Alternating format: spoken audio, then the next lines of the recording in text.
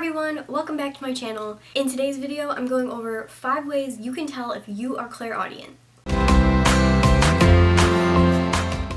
The first way you can tell if you are clairaudient is one of the most common ways people begin to experience clairaudience, which is the physical symptom of ringing in the ears. Some people believe that the ringing in the ears is actually a way for spirit guides and angels and higher vibrational beings to start to get in contact with us. The difference between our vibration and angels and spirit guides' vibrations is that we are a little bit lower vibration and they are very high vibrational beings. So sometimes we can't actually hear what they're saying and it translates into a ringing in the ears sensation. With that being said, make sure that any physical symptom you have, you get checked out first by a doctor. Don't just assume that it is a psychic ability because it could be an actual ear infection or something like that. So you want to make sure that you get that checked out first before you assume that it is a psychic ability. Ringing in the ears is the first physical symptom that people start to experience when they are beginning to develop their clairaudience. So pay attention to when you get that sensation because it could be your angels or your spirit guides trying to get your attention about something in particular. Bring your awareness to that and you'll begin to experience actual clairaudient messages in your thoughts and not just have a physical symptom. If you want tips on how to develop your clairaudience so you don't have to experience the ringing in the ears, I will link my video up in the eye on tips to develop your own clairaudience. The second way you can tell that you are clairaudient is if your main way of learning is auditory. Auditory learning is a great way to figure out if you're clairaudient because people actually do this without even knowing it sometimes.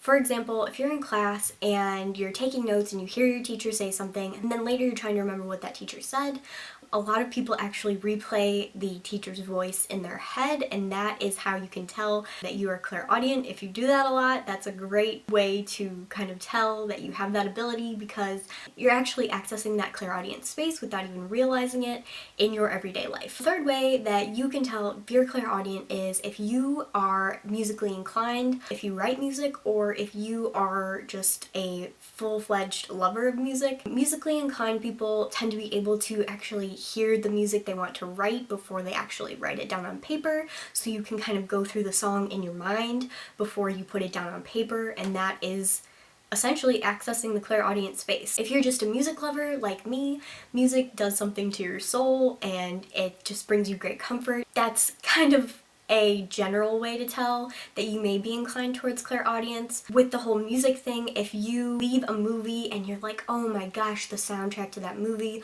was amazing and you can remember the songs that you really liked in it, that is a quick way to tell that you are clairaudient. I'll just throw a little extra tidbit in here. When you leave a movie or when you go back and you think about a movie that you've just watched, what do you pay the most attention to? What do you remember the most about the movie? Do you remember the visuals? Do you remember the sounds, the voices, and the soundtrack?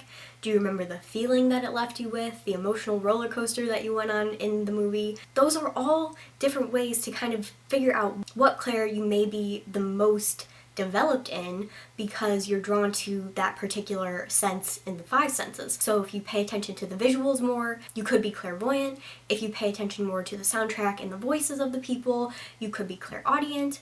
And if you pay attention more to the feeling that the movie left you with, you could be clairsentient. That's a quick little tip to just kind of become aware of, oh yeah, I actually do pay more attention to this than I do this. That may be a sign that you are more developed or stronger in one clair than the other. The next thing that a lot of people experience when they're clairaudient is hearing voices right before they go to bed. So if you hear voices or if you hear music playing, I know I've had the experience where I've actually heard like a harp or a flute right before I fall asleep, and it can be a little bit weird sometimes, but just know that you are always protected by your spirit guides and angels or whatever you believe in. You always have a team protecting you on the other side. So if you're trying to sleep, you can just tell them, hey, I don't really want to be hearing these clairaudient messages right now.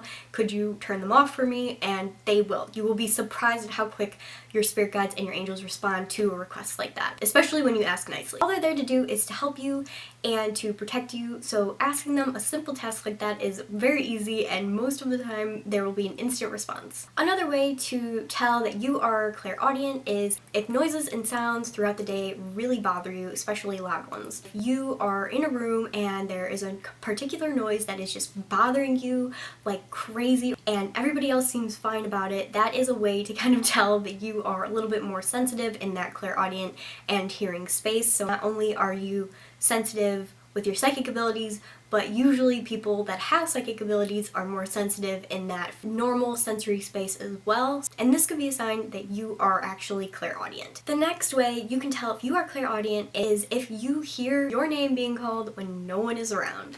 Now, this can be a little bit scary, kind of like the hearing voices or hearing music or whatever before you go to sleep. But like I said in that tip, just make sure that you know that you are always protected and you don't have to experience anything that you don't want to experience. So ask your guides or your angels to stop the experience if you are uncomfortable with it. A lot of times people experience an external auditory sensation, or what they think is an external auditory sensation, when they're developing their clairaudience, but it's actually an internal clairaudient message that's just really loud. So you may think that it's external when it's really internal. External clairaudient phenomena is very rare and not a lot of people experience it because it takes spirit a lot of energy to manifest physically and make a physical noise and physical, sounds and stuff like that. Most of the time, clairaudient messages are received in the space where you think your own thoughts. That's an easier place for spirit to access because we are already kind of accustomed to talking to ourselves in our thoughts throughout the day. We have thousands and thousands of thoughts,